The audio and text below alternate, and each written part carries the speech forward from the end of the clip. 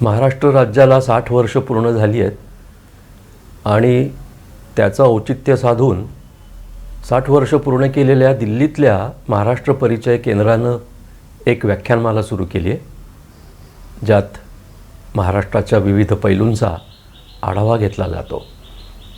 मी आज 1 ऑगस्ट म्हणून कॉम्रेड अण्णाभाऊ साठे यांच्याविषयी थोडा बोलणार आहे. या माझ्या व्याख्यानाला मी साम्यवादी ते महाराष्ट्रवादी असं शीर्षक दिलं आहे, कारण कॉम्रेड अण्णाभाऊ साठे यांचं महाराष्ट्र निर्मितीमध्ये खूपच मोठं कॉन्ट्रीब्युशन होतं, खूपच मोठा सहभाग होता. ते मोठे कलावंत होते आणि कार्यकर्ते होते. मला असं ठसवायचं आहे की आपल्या देशातल्या सगळ्या चळवळींमध्ये कार्यकर्ता आणि कला यांचं तादात्म्य होतं. कोणतीही चळवळ घ्या, स्वातंत्र्याची चळवळ घ्या, संयुक्त महाराष्ट्राची घ्या, हुंडाबंदीच्या विरोधातली घ्या, ब्राह्मणेतर चळवळ घ्या की स्त्रीमुक्तीची चळवळ घ्या, अगदी बाबासाहेब आंबेडकर यांची अस्पृश्यतेच्या विरोधातली चळवळ घ्या, सगळीकडे कला आणि साहित्य यांचा वापर करूनच या चळवळीचं राजकारण आणि या चळवळीतले विषय पुढे नेता आले. त्यातले अण्णाभाऊ साठे एक बिनीचे कार्यकर्ते. ते मूळच्या सांगली जिल्ह्यातून आले, मुंबईत स्थायिक झाले. मुंबईत खूप कष्ट करता करता त्यांनी काही आपल्या अंगभूत गुणांचा आविष्कारही करायला सुरुवात केली. त्यांनी तेव्हाच्या भारतीय कम्युनिस्ट पक्षात प्रवेश केला आणि भारतीय कम्युनिस्ट पक्षानं त्यांच्यातले कलागुण हेरले. त्यावेळी जसं काँग्रेस पक्षाकडे काही कलापथकं होती, समाजवाद्यांकडे कलापथकं होती, बाबासाहेबांच्या कलापथकातले जलसे चालू होते, तसे कम्युनिस्टांनी इंडियन पीपल्स थिएटर असोसिएशन सुरू केली होती, काही कलापथकं सुरू केली होती. त्याच्यामध्ये कॉम्रेड अण्णाभाऊ साठे सामील झाले आणि त्यांनी वगनाट्य, तमाशे, पोवाडे, नाटकं, कथा, कादंबऱ्या हे लिहायला सुरुवात केली. म्हणून त्यांचं संयुक्त महाराष्ट्र चळवळीमधलं जे योगदान आहे ते प्रचंड मोठं आहे. कार्यकर्ता आणि कला आपल्या देशात तरी वेगळी काढता येत नाही, कारण जे जे स्वातंत्र्य सैनिक होते ते लिहिते बोलते होते, म्हणजे लेखणीचा आणि वाणीचा वापर करणारे होते. त्याचबरोबर गीतं, गाणी, स्फूर्तीची गाणी असं सगळं ते लिहित होते. कथा, कादंबऱ्या, नाटकं ह्या गोष्टींचा तर ते वापर करीतच असत. काल 31 जुलैला मुंशी प्रेमचंद यांची जयंती होती. प्रेमचंदसुद्धा ब्रिटिश विरोधातल्या चळवळीतले एक कार्यकर्ते होते. लेखक म्हणून तर ते मोठे नावाजलेच. महाराष्ट्रात नाव घ्यायचं झालं तर साने गुरुजींचं अगदी वरच्या स्थानावर घेता येईल. ते कार्यकर्ते होते, समाजवादी विचारांचे वाहक होते आणि त्याचबरोबर त्यांनी भरपूर कथा, काव्य, कादंबऱ्या, नाटकं यांचं लेखन केलं. म्हणजे महाराष्ट्राला मोठी परंपरा आहे. त्याआधी ब्राह्मणेतर चळवळीनं, आंबेडकर चळवळीनं कथा, काव्य, कादंबऱ्या, पत्रकारिता अशा सगळ्या गोष्टींचा खूप वापर केला. कॉम्रेड अण्णाभाऊ साठे हे चांगले लेखक होते आणि लेखक म्हणून त्यांची जरी आपल्याला कादंबरी माहीत असली तरी त्यांनी बऱ्याच साहित्य प्रकारांचा आपल्या विचारांसाठी भरपूर वापर केला. लावण्या, पोवाडे, तमाशे, वगनाट्य, नाटक यांचा ते फार छान वापर करीत. संयुक्त महाराष्ट्राची चळवळ साधारणपणे 1954-55 नंतर सुरू झाली. फाजल अली कमिशनचा म्हणजे भाषावार प्रांत रचना नेमण्यासाठी जी काही आयोगाची रचना झाली होती, त्या आयोगाची जी काही निष्कर्ष होते ते बाहेर आल्यावर महाराष्ट्राला असं वाटलं की आपल्यावर अन्याय झाला आणि मग त्यावेळच्या कम्युनिस्ट पक्षानं, शेतकरी कामगार पक्षानं, रिपब्लिकन पक्षानं आणि छोट्या छोट्या बाकीच्या पक्षांनी आंदोलन सुरू केलं. त्या आंदोलनाला जशी पत्रकारितेची जोड होती, राजकारणाची जोड होती, तशी फार मोठी कलावंतांची जोड होती. अण्णाभाऊ साठ्यांचं नाव शाहीर अमर शेख आणि द.ना. गवाणकर या शाहिरांबरोबर घेतलं जातं. त्यावेळी म्हणजे संयुक्त महाराष्ट्राची चळवळ जी काही 5-6 वर्ष चालली, त्यामध्ये शाहीर अमर शेख, अण्णाभाऊ साठे आणि द.ना. गवाणकर या तिघांची जोडी अवघ्या महाराष्ट्रभर त्यांचं काव्य, त्यांचे पोवाडे आणि बाकीचं सगळं कलाविष्काराचं घेऊन ते पथकं घेऊन ते काम करत होते. त्यामुळे त्यांचं नाव महाराष्ट्राला माहीत झालं.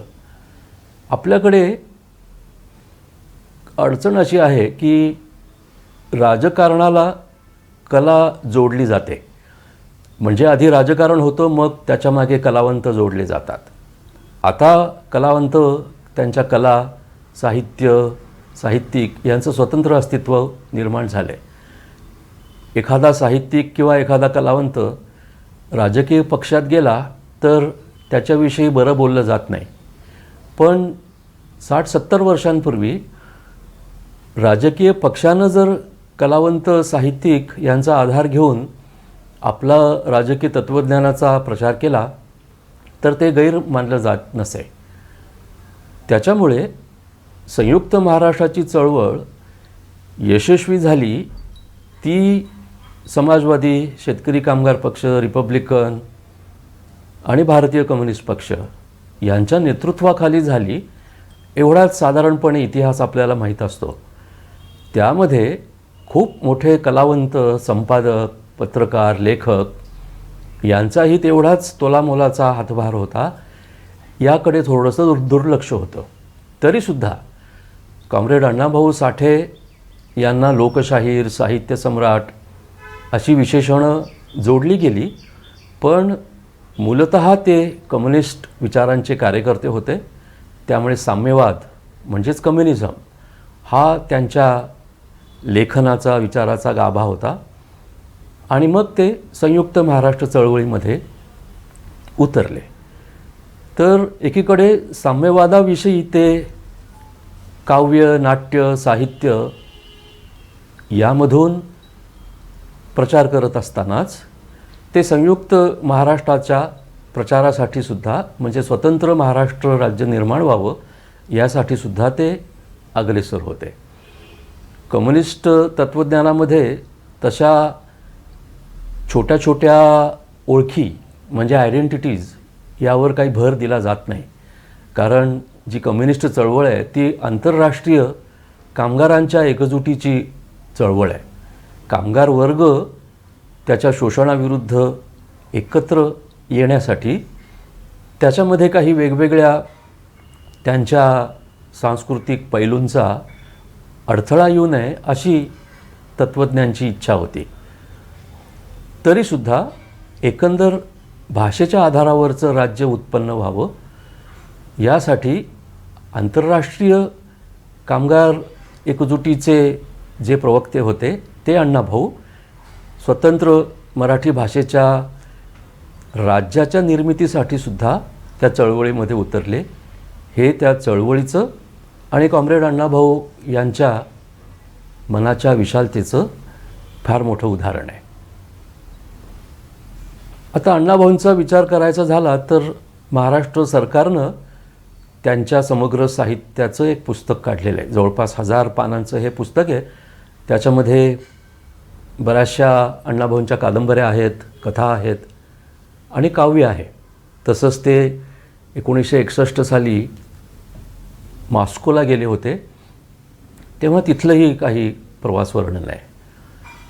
त्याचा आपण आता आढावा घेऊ आणि संयुक्त महाराष्ट्र चळवळीमध्ये कॉम्रेड अण्णाभाऊ यांचं केवढं मोठं सहकार्य होतं, सहभाग होता, याचा आपण आढावा घेऊ. एक गोष्ट लक्षात घेतली पाहिजे की कलावंत हा तसा प्रतिभेच्या आणि कल्पनाशक्तीच्या विश्वामध्ये भराऱ्या घेत असतो, परंतु कॉम्रेड अण्णाभाऊ साठे हे कम्युनिस्ट पक्षाचे कार्यकर्ते असल्यामुळे इतिहास आणि वस्तुस्थिती यांचं अतिशय मोठं भान असणारे कार्यकर्ते होते.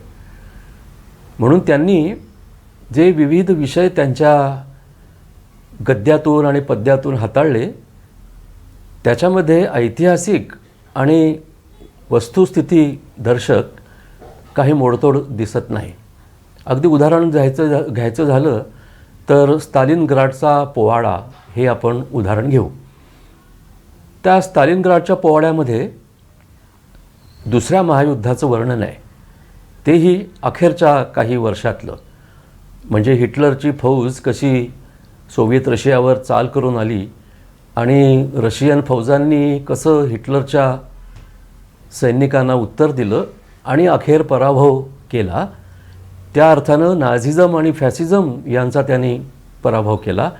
याचं इत्थंभूत वर्णन अण्णाभाऊ साठ्यांनी त्या पोवाड्यामध्ये केलं आहे. एक अल्पशिक्षित कम्युनिस्ट कार्यकर्ता त्याच्या पोवाड्यामध्ये इतिहासाचं यथातथ्य वर्णन करत आपलं काव्य अतिशय प्रभावी रीतीनं मांडतो, ही अजोड अशी गोष्ट आहे. त्याच्या आधी विश्राम बेडेकर यांनी रणांगण नावाची कादंबरी लिहून त्याच्यामध्ये विश्वयुद्धासंबंधी काही पात्र आणि कथानक रचलं होतं. त्याच्यानंतर मला असं वाटतं की स्टालिनग्राडचा पोवाडा हा त्याच्या कितीतरी पट आंतरराष्ट्रीय राजकारणाची दखल घेणारं मराठी साहित्याचं एक अजोड असं लिहिणं आहे. आणि याबरोबरच पंजाब दिल्लीचा दंगा असा एक पोवाडा अण्णाभाऊ लिहितात. त्याच्यामध्ये देशाची फाळणी झाल्यानंतर पंजाब दिल्ली भागामध्ये जे काही जातीय दंगे, त्याचं राजकारण आणि त्याचं भीषण वर्णन अण्णाभाऊंनी केलं आहे. म्हणजे लक्षात घेण्यासारखी गोष्ट अशी की एक मराठी साहित्यिक, मराठी कार्यकर्ता आंतरराष्ट्रीय घडामोडींचं भान तर ठेवून होताच होता, पण त्याचबरोबर देशाला ज्या ज्या संकटानं ग्रासलं होतं त्या संकटावर सुद्धा त्यानं फॅक्च्युअली अतिशय वस्तुस्थिती निदर्शक एक काव्य रचलं होतं. अशा रीतीनं आपण अण्णाभाऊंचं जर काव्य बघायला गेलो तर मुंबईतल्या कामगारावर, मुंबईवर, महाराष्ट्राच्या परंपरांवर, त्याच्यात शिवाजी महाराज, महाराष्ट्राचा इतिहास, अशा असंख्य गोष्टी येतात. नंतर त्याच्यावरचं तर म्हणजे जग बदल घालूनी घाव सांगून गेले मला भीमराव, हे जे त्यांचं जगप्रसिद्ध काव्य आहे, त्याचं पहिलं वाक्य जर घेतलं तर जग बदल असं जे अण्णाभाऊ म्हणतायत ते त्यांनी सरळ सरळ कार्ल मार्क्सच्या एका जगप्रसिद्ध उदाहरणातलं ते वाक्य आहे. कार्ल मार्क्सनं असं सांगितलं होतं की या जगाचं विश्लेषण अनेक विचारवंतांनी केलं आहे, मुद्दा आहे तो हे जग बदलण्याचा. आणि बरोबर तोच मुद्दा घेऊन अण्णाभाऊंनी हे जग बदलायचं आहे, ते घाव घालून बदलायचं आहे, आणि तो घाव कसा घालायचा हे मला भीमराव आंबेडकरांनी सांगितलं आहे असं म्हणून जातात. म्हणजे अण्णाभाऊ एक कम्युनिस्ट कार्यकर्ता होते, पण त्यांना आजूबाजूच्या घडामोडींचं अतिशय व्यवस्थित अचूक असं ज्ञान होतं.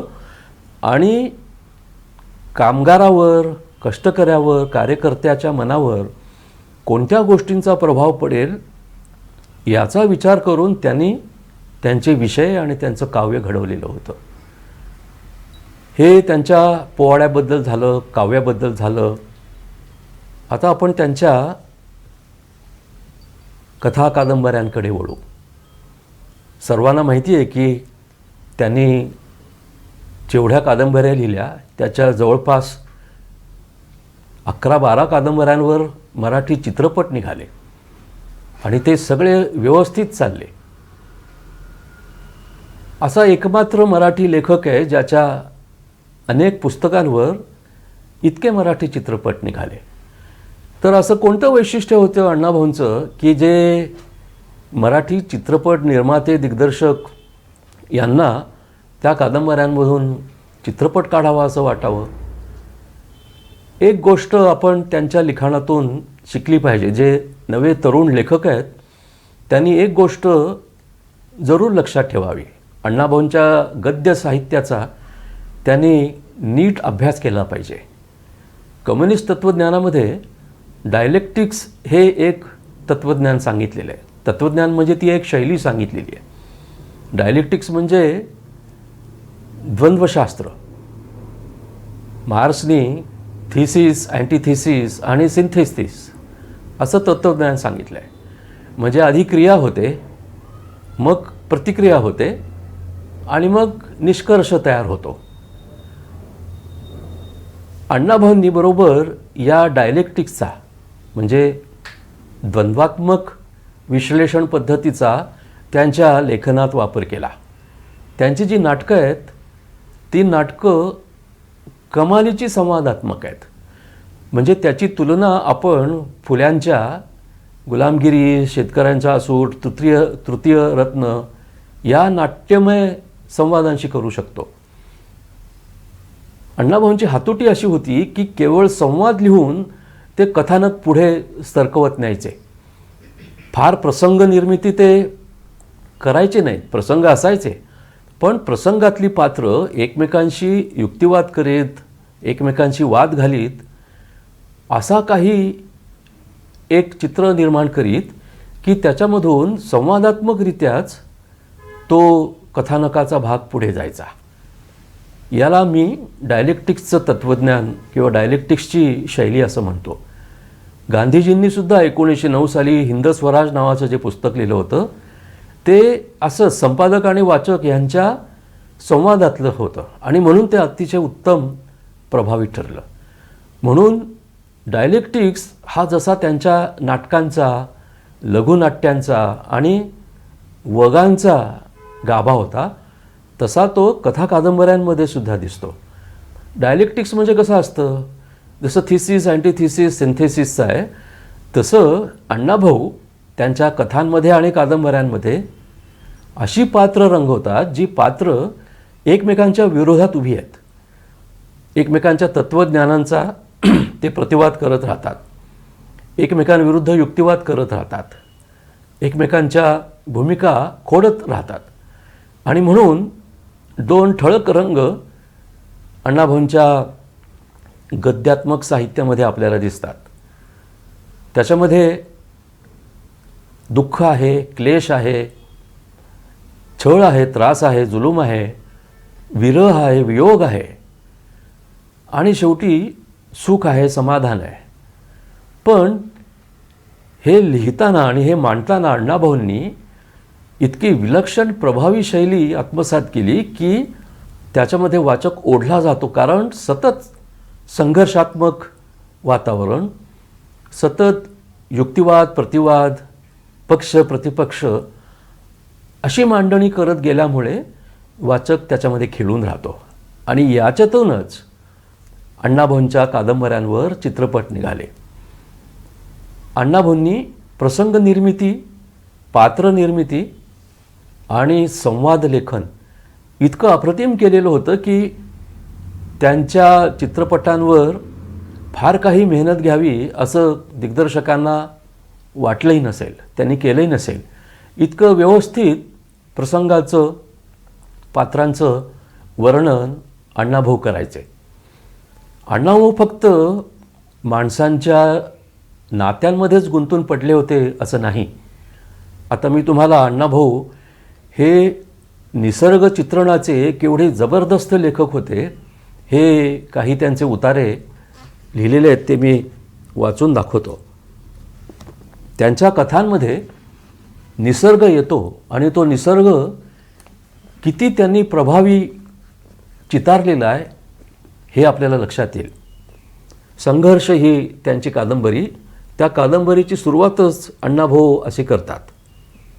कोल्हापूरचा बिंदू चौक श्रावणातील रेशमी पावसात भिजत होता.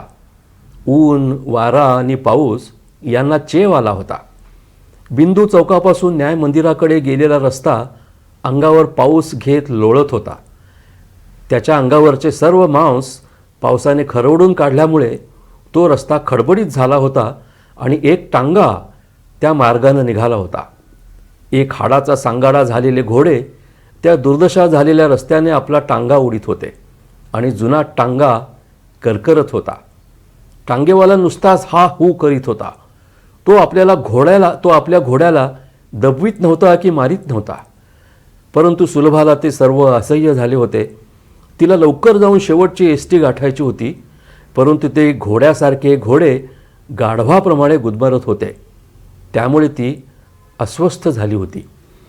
म्हणजे सिनेमा जर करायचा झाला तर पहिल्या परिच्छेदातच पावसामुळे रस्त्यावर चालणारा तो टांगा, त्या टांगाचं असं हळूहळू चालणारं घोडं आणि आतमध्ये अस्वस्थ चेहऱ्यानं बसलेली ती नायिका, याचं चित्रण जसंच्या तसं अण्णाभाऊ करून देतात. त्याच्यामुळे ही कादंबरी वाचणाऱ्याच्या मनामध्ये आपोआपच एक चित्र तयार करते. चित्रा ही त्यांची दुसरी कादंबरी आणि ती अनेक भाषांमध्ये अनुवादित झालेली होती. रशियामध्ये या कादंबरीचा अनुवाद झाला होता. त्याच्यामुळे अण्णाभाऊ जेव्हा मॉस्कोला गेले तेव्हा चित्रा कादंबरीचे लेखक म्हणून त्यांचा तिथे मोठा सत्कार झाला होता. आता या चित्राचं सुरुवातीचं वर्णन किती सुरेख केलेलं आहे ते बघा.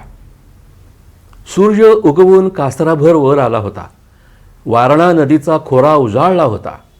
सर्वत्र आल्हाद देणारे वारे भिरभिरत होते. सर्वत्र गार झाडी सुंदर दिसत होती. ती आज सकाळच्या निर्मळ वातावरणात खुलली होती. जिकडे तिकडे आनंदी आनंद वाटत होता. पाखरे चिवचिवत उडत होती. कावळे ओरडत होते. राघूंचे कळप उडत दूर जात होते.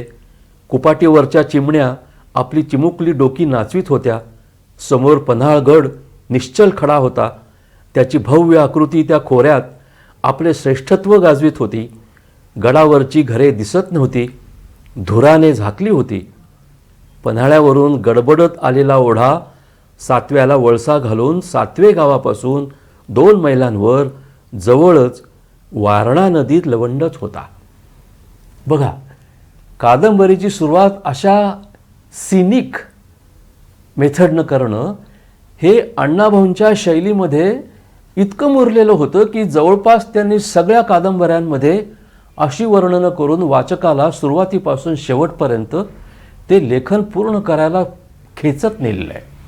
ही जी शैली आहे ती शैली पुढे आपल्याला निसर्गाबरोबर आणि माणसांबरोबर त्यांच्या संघर्षाची, माणसातल्या माणसांशी होणाऱ्या संघर्षाशी आपल्याला ओळख करत जाते आणि वेगवेगळे नातेसंबंध कसे आहेत, जातीसंबंध कसे आहेत, महाराष्ट्रातल्या खेड्यापाड्यामध्ये सरंजामी व्यवस्था कशी आहे, तिथे जात व्यवस्था कशी आहे, पुरुषसत्ताक व्यवस्था कशी आहे, स्त्रियांची कशी दैना झालेली आहे, स्त्रियांना स्वातंत्र्य कसं नाही आहे, निर्णयाधिकार कसे नाही आहेत, हे सगळं वर्णन अण्णाभाऊंनी केलेलं आहे.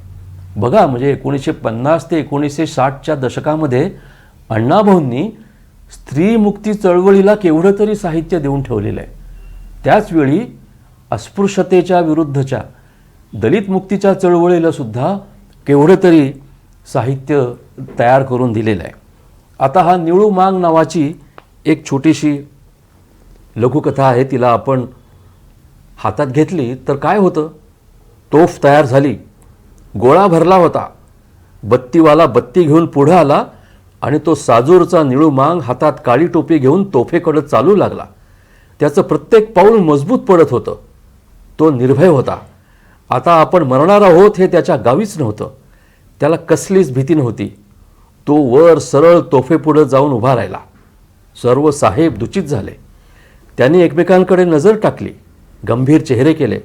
काहीतरी बोलावं असं त्यांना वाटू लागलं. हा निळू मांग आता तोफेच्या तोंडी जाणार याची काळजी वाटू लागली.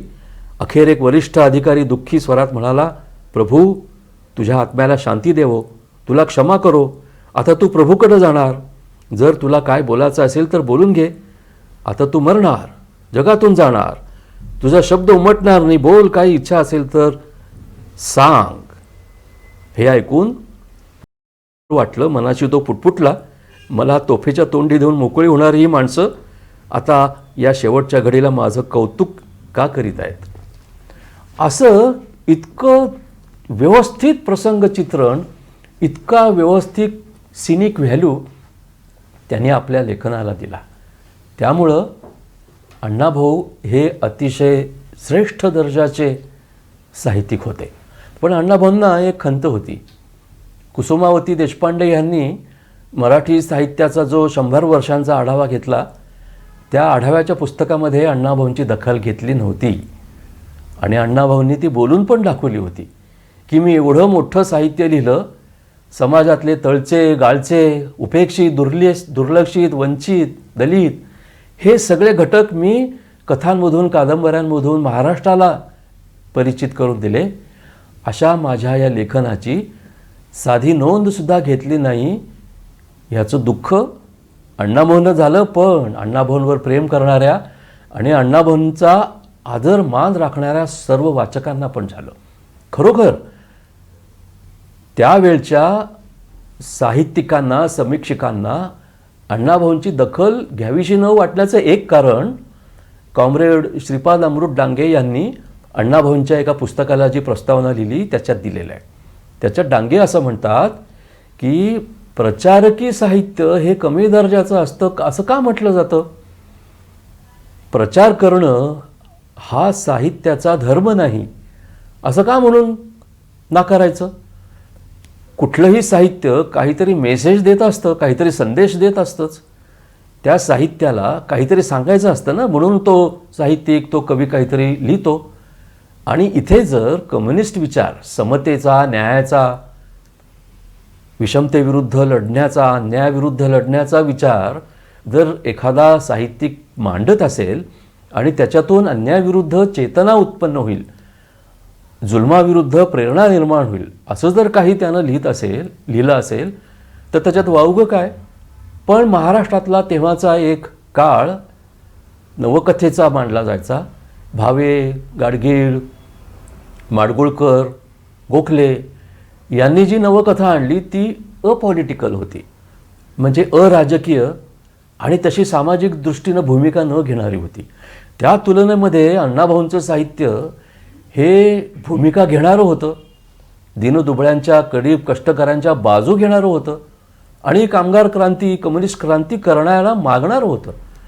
त्यामुळे ते निखळ, निष्पक्ष नाही असं समजून त्याच्यावर प्रचारकीपणाचा ठपका ठेवला गेला. आणि म्हणून अण्णाभाऊंची दखल तेव्हाच्या मराठी साहित्य विश्वात घेतली गेली नाही.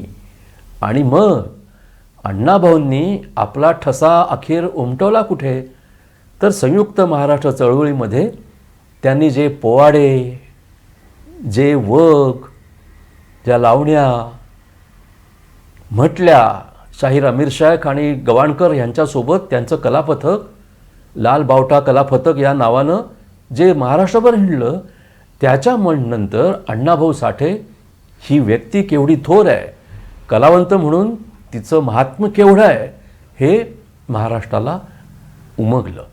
म्हणून मला असं म्हणायचं आहे की जो मोठा कलावंत असतो तो समाजापासून तुटत नसतो.